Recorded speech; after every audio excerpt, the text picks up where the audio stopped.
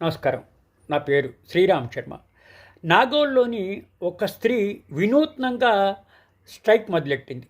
రోడ్లన్నీ పాడైపోయాయి, రిపేర్ చేయాలి అని ఎన్నిసార్లు కంప్లైంట్ చేసినా పట్టించుకోకపోతే ఆవిడ రోడ్ల గుంతల్లోని ఒక గుంతలో దిగి చాలాసేపు ప్రొటెస్ట్ చేసింది.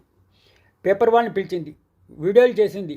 ఇట్లా గుంటలు అయినాయి, ఈ గుంటలు రిపేర్ చేయండి అని మున్సిపల్ అధికారికి కంప్లైంట్ ఇచ్చినా పట్టించుకోనందుకు ఈ గుంటల్లోనే దిగి ఆవిడ గంటలు ఇట్లా ప్రొటెస్ట్ చేస్తూ స్ట్రైక్ చేసింది.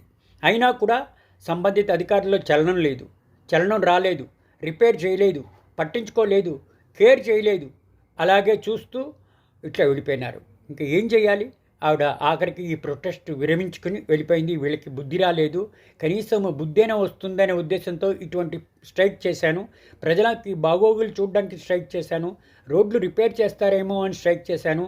రోడ్లు రిపేర్ చేస్తే యాక్సిడెంట్లు కాకుండా భవిష్యత్తులో అందరూ బాగా ఉంటారని అనుకున్నాను.